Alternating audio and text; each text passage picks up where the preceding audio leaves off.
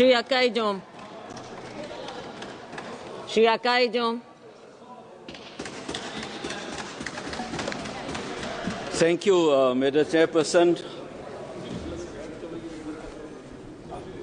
First of all, this budget should have been discussed on the floor of the State Assembly.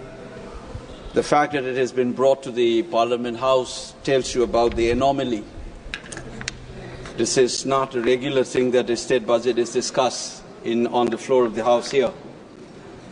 But there is a story about why this budget is here and what does this budget speak of.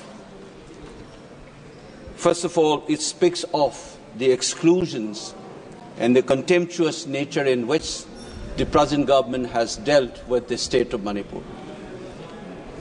The number will speak, the measures that is reflected on the budget speaks. We have talked a lot about Prime Ministers not visiting the state. Initially, at the beginning of the crisis in 2023, I was heard that the Prime Ministers did not visit. Today, I'm almost indifferent. Whether he visits the states or not does not matter anymore. But the rest of the country should know that there is no visa issue for the Prime Minister to visit the country. He may go to Ukraine and talk about peace, and his own citizens have been slaughtered and more than 60,000 people have been rendered homeless. This kind of a behavior can never be justified by anybody who swears by nationalism. It can only be done by those who swear by pseudo-nationalisms and who has a peculiar idea of nation that thrives on excluding people. Now let me talk about this budget in two ways. What does these numbers speak of? The first one is this, a clear sense of the state of economy of this state called Manipur. Look at the fiscal liabilities. It's 37.07% of the GSDP. What does it speak of? It speaks of a terrible state of an economy, the debt burden that the state witnesses. Look at the revenue expenditure, 61%, of which roughly around 45% goes to salaries and pension.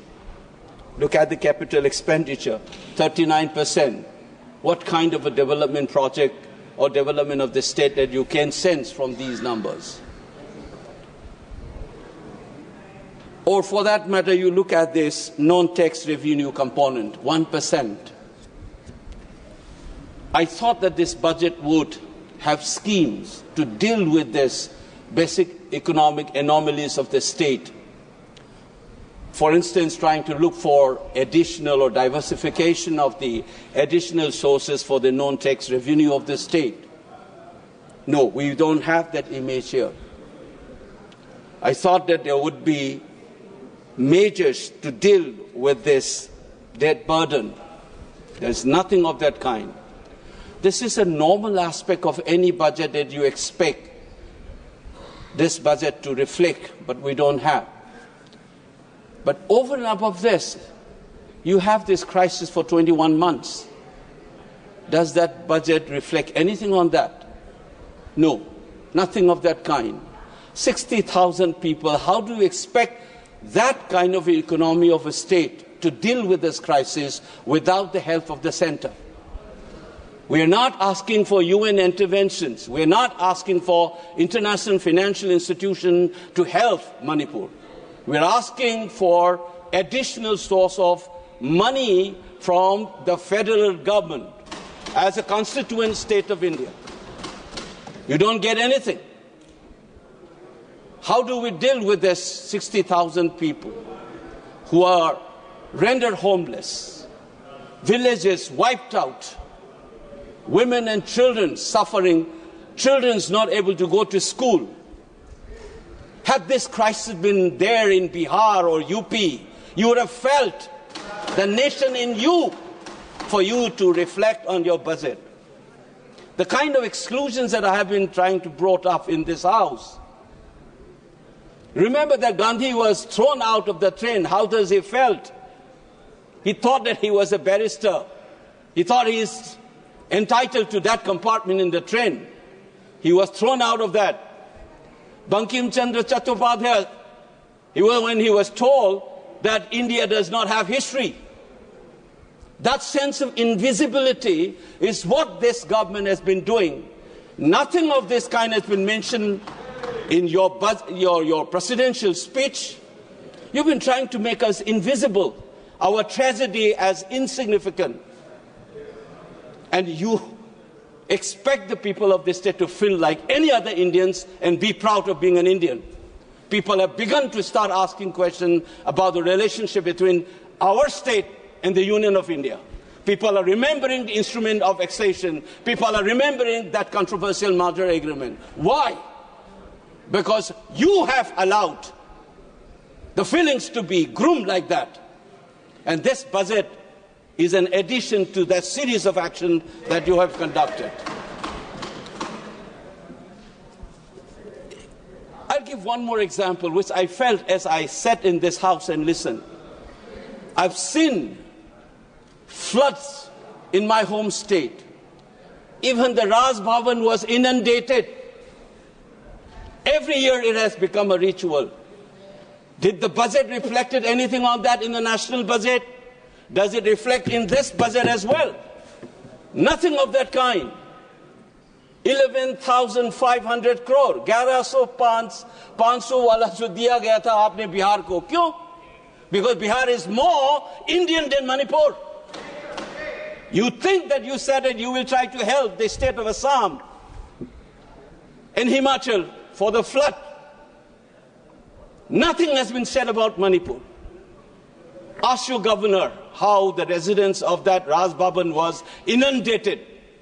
Was it a foreign country? Or even if it were an ambassador's house, you would have invested. This is a state's governor. Under the Union of India, you don't bother and you expect us to feel normal, being included. Madam Chairperson, I am representing a voice. I have taught generations in this country, from Kanyakumari to Kashmir, from Gujarat to Nagaland. For 30 plus years, I've seen this. And you think it's normal that we, as people's representative in this House, will continuously throw this kind of insults? This budget is the same story that I have been witnessing. What do we do now? What can I expect from this government? What they will end up doing is, though this is being a budget estimate they are projecting for 25-26, at the end of the day you said, because I'm aware this is vote on account, and you say 50% has been approved, it's like a ritual, you will finish it off. Manipur even doesn't address. A ritual will be completed in a couple of days. Is this the largest democracy's temple would be indulging itself? I'm ashamed of myself to bring up these issues. It's not a joke. When thousands of people suffer, I expect this government to have some sensitivity and pump in a little more money and talk openly. If we have made mistake, let's accept. This is not about BJP or Congress. Let's move forward. Let's try to have this feeling that we are one, that we care for you. And this budget must reflect that, not a simple ritual to continue this insult and then blame the people for anti-India feeling being emerging in that space. Remember that anti-India feeling emerged in Manipur unlike anywhere in this country because of the follies of this state government. The government of this country has continuously done. None other than the Home Secretary, a retired Home Secretary of the Union government, has said Manipuris have been insulted, and the only way to move forward is for even the Prime Minister or the President to apologize. That insult continues even today. And this budget not taking care of the IDPs, not taking care of the basic needs of that economy, not taking care of the flood that has become a ritual, and you think it's going to be another ritual to pass in this floor of the House. It's very saddening, Madam Chairperson. I hope sooner we learn this and make corrective measures. I'm only wishing that one day we will be able to say that we are all Indians. We feel the same feeling as everybody else. Thank you, Madam Chairperson.